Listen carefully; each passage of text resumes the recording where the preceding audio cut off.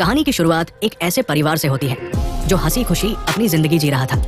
उन्हें बिल्कुल अंदाजा नहीं था कि कुछ ही मिनटों में उनकी जिंदगी में ऐसा तूफान आने वाला है जिसके बारे में सोचना भी डरावना है। तभी जब पति पत्नी अपनी बातचीत में मशगूल थे, अचानक बाहर से डरावनी चीखें सुनाई देने लगी।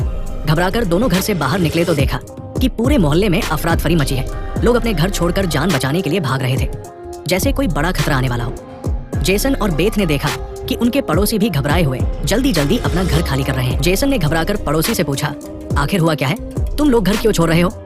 लेकिन वे इतने जल्दी में थे कि जेसन की बात का जवाब तक नहीं दे पाए। तभी उसकी नजर उनके बेटे पर पड़ी जो जल्दी जल्दी अपना सामान पैक कर रहा था। जेसन ने उसे रोककर पूछा, तुम लोग आखिर कहाँ जा रहे हो? तो बच्चे ने जल्दी से जवाब दिया, मेरे पापा के दोस्त गवर्नमेंट ऑफिसर हैं। उन्होंने बताया है कि एक बेहद खतरनाक वायरस फैल चुका है जो इंसान को धीरे धीरे मॉन्स्टर में बदल देता है। तभी वहाँ उस बच्चे की माँ आ गई और जल्दी से उसे पकड़कर अपने साथ ले जाने लगी। जेसन ने उसे रोककर पूछा, आखिर ये बच्चा किस वायरस की बात कर रहा है? महिला ने घबराई हुई आवाज में कहा, अभी समझाने का वक्त नहीं है। अपनी पत्नी और बेटी को लेकर इस शहर से जितना दूर जा सकते हो उतनी जल्दी निकल जाओ। ये सुनते ही जेसन और बेथ घबरा गए। जेसन ने बिना देर किए अपनी पत्नी और बेटी को गाड़ी में बिठाया और तेजी से शहर से बाहर निकलने लगा। लेकिन रास्ते में उन्होंने देखा कि जो पड़ोसी भाग रहे थे अब वही लोग वापस लौट रहे हैं।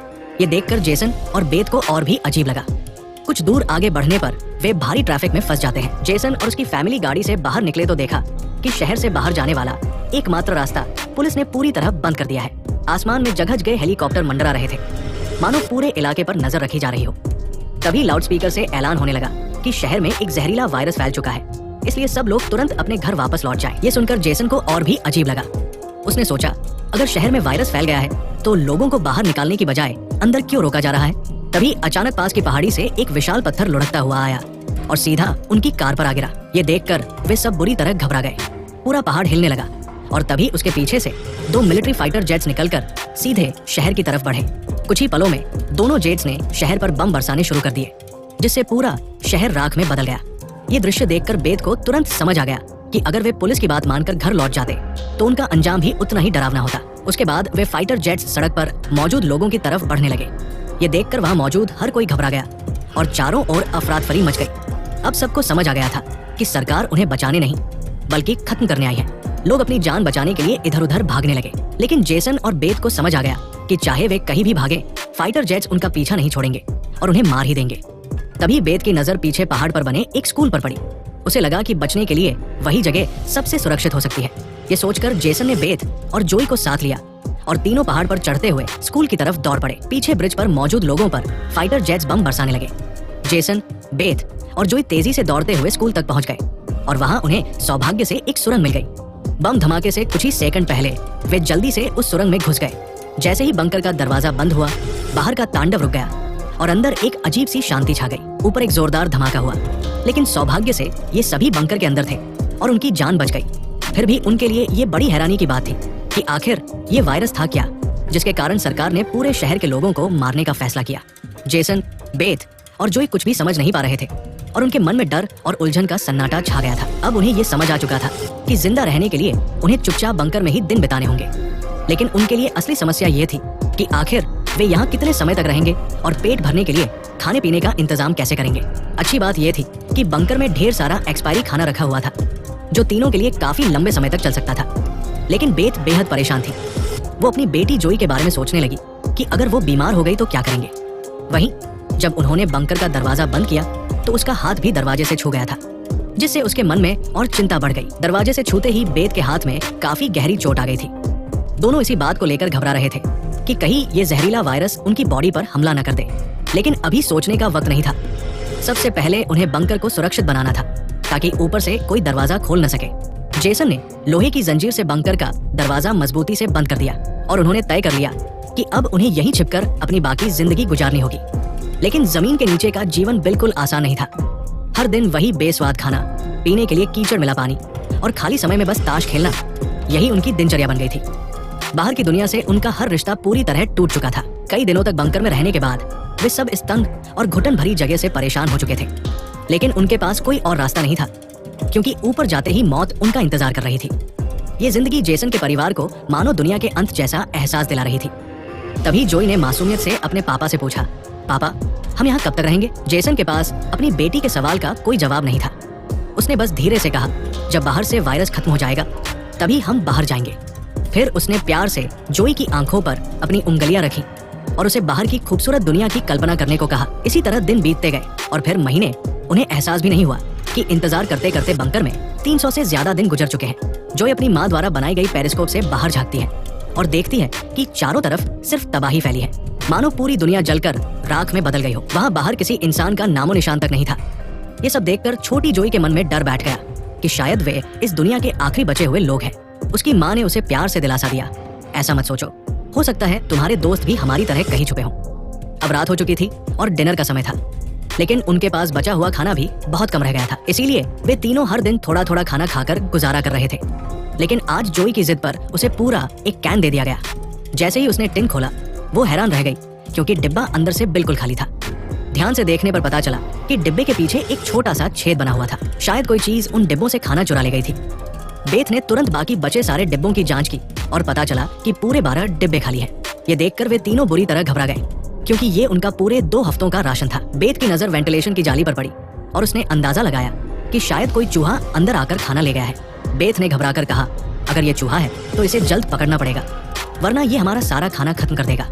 बेटी के उदास चेहरे को देखकर जेसन ने उसे सांत्वना दी और कहा, छोटी छोटी बातों से परेशान मत हो, अगर खाना खत्म भी हो गया तो मैं ऊपर जाकर कुछ सामान ले आऊंगा। अगले दिन जब जोई अपनी माँ के साथ ब्लॉक से खेल रही थी, तभी पीछे से हल्की सी आवाज आई। जोई ने मुड़कर देखा तो एक चूहा फिर से टिन फूड चुराने आया था। इससे पहले कि चूहा भाग पाता, जोई ने तुरंत अपने पेरेंट्स को आवाज दी। आज उन्होंने ठान लिया था कि इस चूहे को हर हाल में मारना ही होगा। जेसन गुस्से में चाकू लेकर आगे बढ़ा और चूहे को टुकड़े टुकड़े करने ही वाला था, लेकिन वो छोटा सा चूहा बेहद तेज निकला। वो जेसन के वार से बचते हुए भागा और भागते भागते टेबल पर रखी लालटेन को भी गिरा दिया। जैसे ही वो अपने बिल में घुसने वाला था, तभी बेथ ने झपट्टा मारकर उसे पकड़ लिया और तुरंत मार डाला। वे सब चूहे को मारने की खुशी मना ही रहे थे कि तभी दूसरी तरफ गिरी हुई लालटेन से धीरे धीरे आग फैलने लगी। जेसन दौड़कर लालटेन को बुझाने लगा, लेकिन वो इतनी गर्म थी कि उसका हाथ जल गया। तभी लालटेन का शीशा फट गया और आग पूरे टेबल पर फैल गई। बेथ ने तुरंत पर्दा फाड़कर आग बुझाने की कोशिश की, जबकि जेसन ने नल से आधी बाल्टी पानी निकाला और आग पर डाल दिया। बड़ी मशक्कत के बाद आखिरकार उन्होंने आग पर काबू पा लिया, लेकिन खतरा अभी खत्म नहीं हुआ था, बल्कि अब उनके लिए मुश्किलें और बढ़ने वाली थी, क्योंकि आग तो बुझ चुकी थी, लेकिन उसके बाद जो होने वाला था उसने हालात और भी बिगाड़ दिए। मगर धुआं पूरे बंकर में फैल चुका था और धीरे धीरे ऊपर की तरफ जा रहा था। जैसे ही उन्होंने देखा कि ये धुआं वेंटिलेशन जाली से बाहर निकल रहा है, सबके चेहरे पर डर साफ झलकने लगा। उन्हें समझ आ गया कि बाहर वाले अगर इस धुएं को देख लेंगे तो पता चल जाएगा कि वे यही छिपे हैं। सब तुरंत घबराकर धुआं रोकने के लिए जाली को बंद करने और आग बुझाने की कोशिश करने लगे। सब लोग सांस रोककर बैठे रहे। जसन बोला, शायद अंधेरा धुएं को छुपा लेगा, लेकिन डर के मारे तीनों पूरी रात जागते रहे। सुबह होते ही उन्होंने पेरिस्कोप से बाहर देखा और नजारा देखकर उनके होश उड़ गए, जैसे जमीन पैरों तले से खिसक गई हो। उन्होंने देखा कि बाहर पूरा धुएं का गुबार आसमान तक फैला था। ये देखकर उनकी बेचैनी और बढ़ गई। अब उन्हें पूरा यकीन हो गया कि उनका ठिकाना पकड़ा जा चुका है। तभी बीत बोला, अगर धुआं उठा है तो राख भी पास ही गिरी होगी, और अगर किसी ने उसे देखा तो हमारे छिपने की जगह का पता लगने में देर नहीं लगेगी, इसलिए हमें राख साफ करनी ही होगी। ये कहकर दोनों पति पत्नी ने बाहर जाकर सफाई करने का फैसला किया। बाहर जाने से पहले जसन ने अपनी बेटी जोई को समझाया, जोई, मुझसे वादा करो, चाहे बाहर से कोई आवाज आए या कुछ भी हो जाए, तुम बाहर नहीं निकलोगी। बेटी से वादा लेने के बाद दोनों ने दरवाजे की जंजीर खोली, बाहर की आवाजें ध्यान से सुनी, और जब यकीन हो गया कि आसपास कोई नहीं है तो बंकर का दरवाजा खोलकर बाहर निकल गए। अब जोई अकेली अंदर रह गई थी, घबराई हुई, लेकिन चुपचाप अपने पेरेंट्स के लौटने का इंतजार कर रही थी। लेकिन काफी देर तक इंतजार करने के बाद भी जब उसके माता पिता वापस नहीं आए तो जोई स्टूल पर चढ़कर दूरबीन से बाहर की स्थिति देखने लगी। थोड़ी ही देर में उसने देखा कि उसके माता पिता बंकर के दरवाजे को छुपाने की कोशिश कर रहे थे, लेकिन तभी जोई ने कुछ ऐसा देखा कि उसकी सांसें रुक गई। दूर जंगल में एक काली परछाई तेजी से उनकी तरफ बढ़ रही थी। बच्ची ने जोर से चिल्लाकर पापा को पीछे देखने को कहा, लेकिन दूरी बहुत ज्यादा थी और उसके माता पिता उसकी आवाज सुन ही नहीं पाए। घबराहट में बच्ची अपने डर को भूल गई और सीढ़ी चढ़कर बंकर से बाहर निकल आई। जैसे ही वो बाहर आई, उसे महसूस हुआ कि उसके माता पिता वहां नहीं थे। बेचैनी में वो जोर जोर से अपने माता पिता को पुकारने लगी। तभी अचानक पीछे से किसी ने उसका मुंह पकड़ लिया। डर के मारे वो सन्न रह गई, लेकिन ये कोई और नहीं बल्कि उसकी माँ थी। कुछ ही सेकंड बाद एक जंगली हिरणों का झुंड तेजी से वहां से गुजर गया। तीनों बाल बाल बचे, लेकिन बीत का डर और बढ़ गया। ये हिरण किसी खतरनाक चीज से बचने की कोशिश कर रहे थे। सबको खतरे का एहसास हुआ और वे जल्दी से बंकर की ओर दौड़े फिर भीतर घुसकर दरवाजा बंद कर लिया। जेसन ने लकड़ी की पट्टियों से बंकर का दरवाजा मजबूती से बंद किया और लोहे की जंजीर से कसकर बांध दिया। फिर उसने सबको चुपचाप रहने का इशारा किया। तभी ऊपर से कदमों की धीमी धीमी आवाज सुनाई दी। ऐसा लग रहा था कि कोई धीरे धीरे बंकर के दरवाजे की ओर बढ़ रहा हो। वो कई मिनट तक बंकर के ऊपर इधर उधर घूमता रहा। धीरे धीरे तीनों आहिस्ता आहिस्ता बंकर के दरवाजे से हटकर आगे की ओर जाने लगे और अब तक ऊपर जो भी था उसे पता नहीं चला कि नीचे बंकर में कोई छुपा हुआ है। डर के मारे जोई रोने लगी। बीत उसे धीरे से चुप कराती है और कहती है अगर आवाज बाहर तक गई तो सब खत्म हो जाएगा। तीनों अब धीरे धीरे बंकर के दरवाजे से काफी आगे बढ़ चुके थे। वे बंकर से दूर इसलिए गए थे कि अगर ऊपर से कोई दरवाजा खोल भी दे तो नीचे से उन्हें देख न सके। लेकिन तभी जोई ने जो गुड़िया हाथ में उठाई थी उसकी रस्सी एक स्क्रू में फंस गई। वो स्क्रू धीरे धीरे ढीला होने लगा। जसन और बीत की सांसें अटक गई क्योंकि ये रस्सी गुड़िया में लगे आवाज के स्विच से जुड़ी थी। इससे पहले कि वे कुछ कर पाते स्क्रू अचानक निकल गया और उसी पल गुड़िया से तेज आवाजें बाहर आने लगी। जेसन ने तुरंत गुड़िया को चीरकर अंदर का स्पीकर तोड़ दिया। लेकिन अब बहुत देर हो चुकी थी। ऊपर जो कुछ भी उनका पीछा कर रहा था उसे उनकी मौजूदगी का पता चल चुका था। तभी ऊपर से जोरदार टक्कर की आवाज आई और भारी कदमों की गूंज सीधे बंकर के दरवाजे के ऊपर रुक गई। उसने आखिरकार उनका ठिकाना ढूंढ ही लिया और दरवाजा खोलने की कोशिश करने लगा। वो बंकर के ढक्कन को जोर जोर से धकेल रहा था। जंजीरों से बंद होने के बावजूद खतरा साफ महसूस हो रहा था और ऊपर खड़ा राक्षस समझ चुका था कि नीचे कोई मौजूद है। हालांकि दरवाजा मजबूत जंजीरों से बंद था, लेकिन उस भयानक ताकत के सामने जंजीरें एक एक करके टूटने लगी। ये देखकर जेसन को पता चल गया कि दरवाजा अब ज्यादा देर तक नहीं टिक पाएगा। इसलिए वो तेजी से अंदर भागा और वाटर पंप का पाइप उखाड़ने लगा। इस बीच बेथ ने भी हिम्मत दिखाई और सीढ़ी पर चढ़कर अपने शरीर का वजन लगाते हुए चैन खींचकर दरवाजा बंद रखने की कोशिश की। लेकिन लोहे का ढक्कन फिर भी धीरे धीरे खुलने लगा। तभी दरवाजे के ऊपर एक काला साया दिखाई दिया जिसकी आंखें बल्ब जैसी चमक रही थी, जैसे उनकी मौत सीधे ऊपर से उन्हें घूर रही हो। जेसन ने बिना देर किए पाइप से उस पर हमला कर दिया जिससे वो पीछे गिर पड़ा। फिर जेसन ने जल्दी से पाइप को दरवाजे में फंसा दिया और दरवाजा बंद कर दिया। वो चीज वहां से भाग गई, लेकिन जेसन का शरीर अब भी बुरी तरह कांप रहा था। जेसन कभी सोच भी नहीं सकता था कि बाहर की दुनिया में सिर्फ बेरहम सैनिक ही नहीं बल्कि खतरनाक राक्षस भी मौजूद थे। पूरा परिवार सीढ़ियों के पास मायूस बैठ गया क्योंकि अब उनका ठिकाना उजागर हो चुका था। अब किसी भी वक्त उन पर हमला हो सकता था और उन्हें ये भी एहसास हो गया कि इस बार खतरा सच में उनके सामने आ चुका है। जेसन ने सोचा कि अगली बार जब वे वापस आएंगे उनकी संख्या बहुत ज्यादा होगी और वे उनके सामने कुछ नहीं कर पाएंगे। थोड़ी देर बाद अचानक अलमारी हिलने लगी।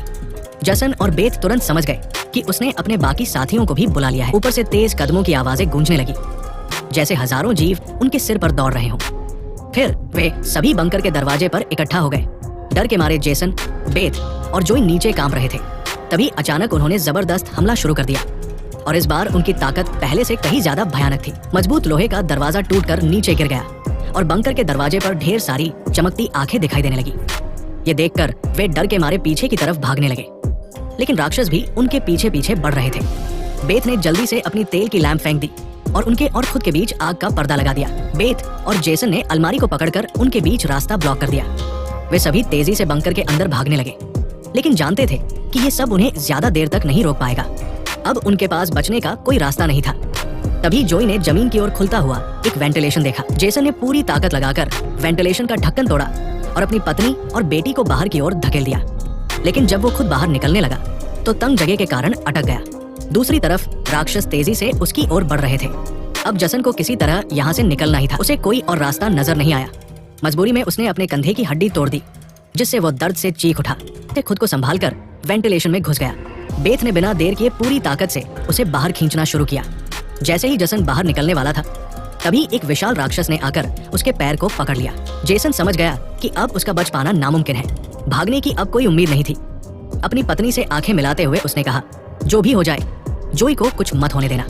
अगले ही पल वो राक्षस उसे जोर से पकड़कर बंकर के अंदर खींच ले गया। लेकिन जसन बंकर में राक्षस से डरने के बजाय चुनौती देते हुए कहता है, आओ देखता हूँ तुम में कितना दम है। बेथ और जोई ने जब नीचे झांका तो बंकर से तेज चीखों की आवाजें सुनाई दी। बेथ तुरंत समझ गई कि उसका पति उन्हें बाहर भागने का समय देने के लिए लड़ रहा है। दर्द में भी बेथ अपनी बेटी को लेकर वहां से बाहर निकल पड़ी और राक्षसों से बचते हुए काफी दूर तक भाग गई। लेकिन भागते भागते उन्हें कुछ अजीब महसूस हुआ। जब उन्होंने देखा तो हाईवे जो बाहर की दुनिया तक जाता था अब ऊंची दीवारों से बंद था, यानी अब इस शहर से कोई भी बाहर नहीं निकल सकता था। तभी दूर से एक हेलीकॉप्टर उड़ता हुआ आया। जब बेथ पीछे मुड़ी तो उसने देखा कि ये एक आर्मी हेलीकॉप्टर है। वो तेजी से उनके पास आया और अपनी तेज स्पॉटलाइट उन पर चमका दी। जैसे ही दोनों वहां से भागने वाले थे, तभी ऊपर से उन पर एक बड़ा जाल गिरा और दोनों उसमें फंस गए। उन्होंने हर संभव कोशिश की खुद को छुड़ाने की, लेकिन जाल उन्हें मजबूती से जकड़े हुए था। बेथ ने जाल की जाली के बीच से देखा कि कुछ हरी आंखों वाले काले साए उनके पास बढ़ रहे हैं। तभी कहानी का असली रहस्य सामने आया। ये वही लोग थे जो बंदूकें थामे पीली आंखों वाले दिख रहे थे और जिन्हें हम राक्षस समझ रहे थे। असल में ये कोई एलियन या वायरस से संक्रमित लोग नहीं थे, बल्कि मिलिट्री के सोल्जर्स थे, जिनके चेहरे पर गैस मास्क और नाइट विजन गॉगल्स थे। वही पीली चमकती आंखें थी जिसने उन्हें किसी दूसरी दुनिया का भय महसूस कराया था। लेकिन सवाल उठता है कि आखिर आर्मी वाले इन लोगों के जान के दुश्मन क्यों बने हुए थे? इसका रहस्य आपको आगे की थोड़ी सी बची हुई कहानी में पता चलेगा। अब बेथ और जोई दोनों सोल्जर्स के नियंत्रण में थे। तभी एक सोल्जर ने एक बड़ी सी इंजेक्शन निकाली और बारी बारी से दोनों के गले में लगा दी। जब उनके खून की जांच की गई तो पता चला कि बेथ और जोई भी जहरीले वायरस से संक्रमित है। इसका मतलब था कि अब वे इस धरती के लिए खतरा बन चुके थे और इन्हें मार दिया जाएगा। असल में जब वायरस पहली बार फैला था, तब इस छोटे से शहर के कई लोग पहले ही इसकी चपेट में आ चुके थे। ये वायरस हवा के जरिए फैलता था और एक इंसान से दूसरे इंसान में बहुत तेजी से लग जाता था। संक्रमित लोग खुद भी नहीं जानते थे कि वे बीमार हैं और सरकार के पास इस वायरस को रोकने का कोई एंटीडोट मौजूद नहीं था। संक्रमित लोगों को मारने के अलावा सरकार के पास कोई और विकल्प नहीं था। बेथ रोते रोते कहती है, प्लीज मेरी बच्ची को जाने दो। जब उसने देखा कि ये सोल्जर्स उसकी छोटी बेटी को भी नहीं छोड़ने वाले, तो बेथ पूरी तरह गुस्से में आ गई। उसके चेहरे पर काले निशान उभरने लगे। लेकिन इससे पहले कि वो कुछ कर पाती, एक सोल्जर की गर्दन से खून का फव्वारा फूट पड़ा। वो कोई और नहीं बल्कि मौत से लौटकर आया जेसन था। दरअसल बंकर में जेसन मरा नहीं था, वहां उसने खुद पर नियंत्रण खोकर सभी सोल्जर्स को मार डाला था। उस वक्त जेसन बेहद गुस्से में था। उसके चेहरे पर काले निशान उभर आए थे और आंखें लाल हो गई थी। उसका शरीर पहले से कई गुना ताकतवर हो गया था और साफ दिख रहा था कि ये अब पहले वाला जेसन नहीं बल्कि एक अलग रूप में बदल चुका था। वो सोल्जर्स पर झपट पड़ा और उन्हें बेरहम तरीके से मारने लगा। लेकिन जेसन गर्म हथियारों की गोलियों को रोक नहीं पाया और जमीन पर गिर गया। जब वो सोल्जर बेथ और जोई की तरफ बढ़ा तो वे दोनों पहले ही जाल तोड़कर भाग चुकी थी। सोल्जर्स उन्हें इधर उधर ढूंढने लगे, लेकिन उन्हें ये अंदाजा नहीं था कि बेथ भी अब एक राक्षसी रूप में बदल चुकी थी। उसने जोई को एक कार के अंदर छुपा दिया और खुद सोल्जर से लड़ने लगी। उसने कई सोल्जर्स को गिराया, लेकिन खुद भी गोली लगने से कार की छत पर गिर पड़ी। अंधेरे में छुपी उसकी बेटी ने ये सब देख लिया और अपने माता पिता की हालत देखकर गुस्से में आकर अपना आपा खो बैठी। एक छलांग में उसने एक सोल्जर को गिराकर उसका मास्क तोड़ दिया और उसे मारने ही वाली थी कि बेथ ने समय रहते उसे रोक लिया। वो नहीं चाहती थी कि उसकी बेटी भी एक दरिंदा बन जाए। बेथ ने उसे धीरे धीरे शांत किया। लड़की की नसों की हरियाली धीरे धीरे गायब हुई और वो फिर से इंसान में बदल गई। लेकिन सोल्जर की किस्मत इतनी अच्छी नहीं थी। उसका सेफ्टी मास्क टूट चुका था और वो धीरे धीरे वायरस से संक्रमित हो गया। दूसरी तरफ जेसन की हालत बेहद गंभीर थी। उसने अपनी बेटी के चेहरे को देखकर अपने हाथ की 2 उंगलियां उसकी आंखों से फेरी और फिर हमेशा के लिए अपनी आंखें बंद कर ली। उसी वक्त एक और हेलीकॉप्टर आ गया। बेथ अपनी बेटी को लेकर भागी। कबाड़ के ढेर से गुजरते हुए वे एक सुरंग में घुस गए। तभी वहां रोशनी उनकी आंखों पर पड़ी।